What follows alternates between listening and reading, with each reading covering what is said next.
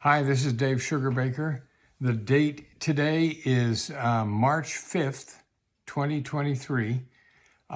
We're having loss of electricity here in Maysville at the moment. We had straight line winds of 70 some miles an hour a day or so ago. And I think they're still trying to get things repaired or totally repaired anyway. So I'm doing this with natural light, and hopefully I don't lose the natural light before I'm done. So the sermon's about joy today, and from Isaiah, one of the most poetic portions of the Old Testament. Isaiah 55, 12 and 13 says this, "For you shall go out in joy and be led back in peace. The mountains and the hills before you shall burst into song, and all the trees of the field shall clap their hands. Instead of the thorn shall come up the cypress, instead of the brier shall come up the myrtle, and it shall be to the Lord for a memorial, for an everlasting sign that shall not be cut off."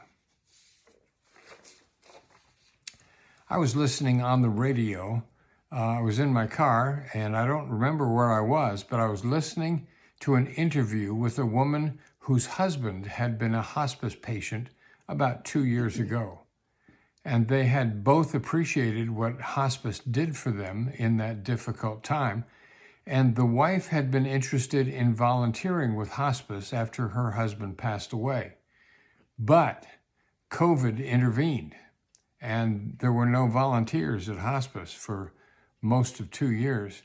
And then it was possible again, and so she did some volunteer work.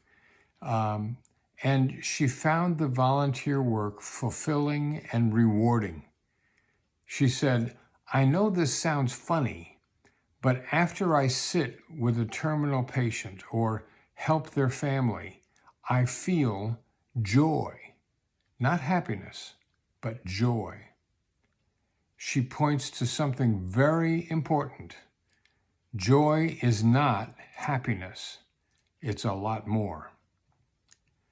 One day back in 2003, I got a call in the early evening from an ICU nurse at a hospital in Camden, New Jersey. At the time, I was working for hospice here in Maysville, and I was the grief guy. I was the grief follow-up person.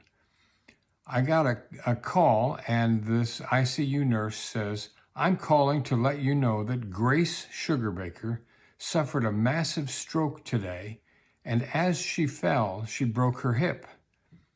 She's in a coma in intensive care, and you are listed as her medical power of attorney."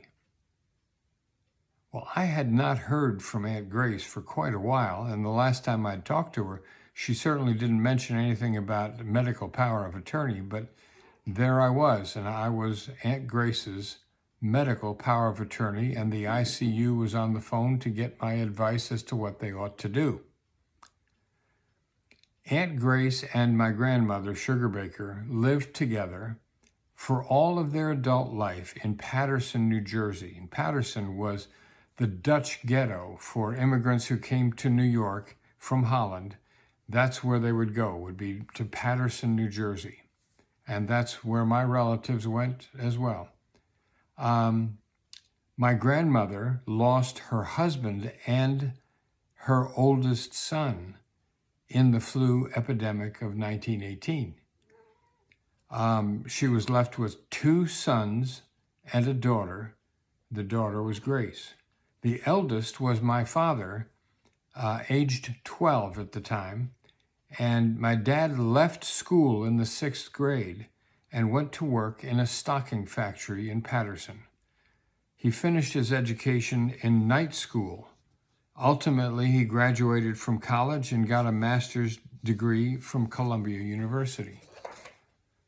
Aunt Grace graduated from high school in time and went to work then after high school at the Manhattan Shirt Factory in Paterson. She worked for them for over 40 years, and she became pretty good at sewing collars on shirts. After my grandmother died, Grace moved to a Baptist retirement home in Camden, New Jersey. At the time of her stroke, she was 85 years old. I had some questions for that ICU nurse. Most of it came out of my background with hospice. But here I was, the medical power of attorney. I said, "Is she responsive at all?" And the answer back was, "Only when we turn her, then she moans." And I thought, if I had a broken hip that was unset and somebody was rolling me back and forth in a hospital bed, I think I'd groan a lot myself. My next question to the ICU nurse was, "What kind of pain meds is she on?" And they had her on what amounted to strong Tylenol. The nurse said, "The doctor wants to operate on her ASAP." And I asked, "To fix the broken hip?" And she said, "No, to insert a feeding tube." I asked for the doctor's contact information, and when I got him on the line, he stated his interest again in inserting a feeding tube ASAP because she wasn't likely to regain consciousness anytime soon. And I asked the doc, and this was a loaded question for me to ask from my hospice background. I said, "Is she likely to die within the next 6 months?" And the doc said, "It would be days or weeks." And so I asked the doc if she would be a candidate for a hospice referral. And the doc replied, "Well, there's no indication of cancer." And at that point, I got to do Hospice 101 education of the doctor, because a hospice patient is somebody who, in their physician's opinion, is going to die within 6 months of whatever illness they have. If that's the case, then that person is eligible for a hospice referral.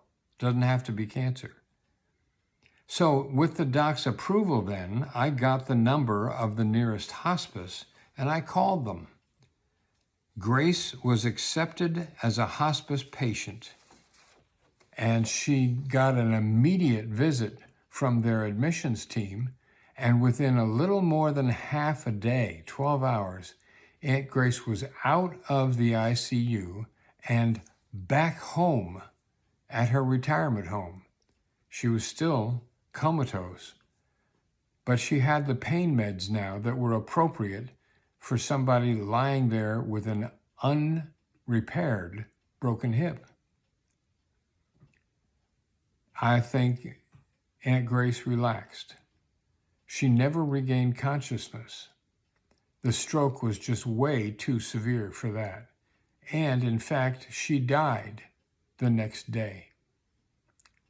One of the things I learned at hospice is that there are some things that are a lot worse than dying.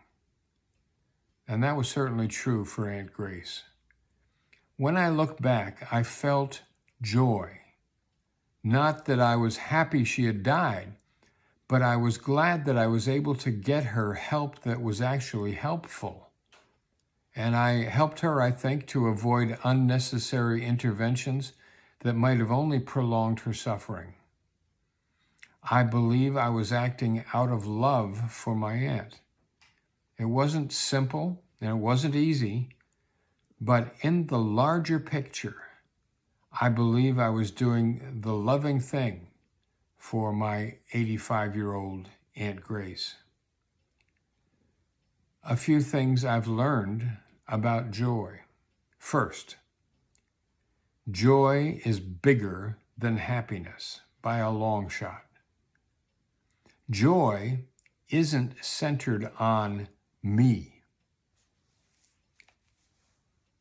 Joy comes from integration, when things come together.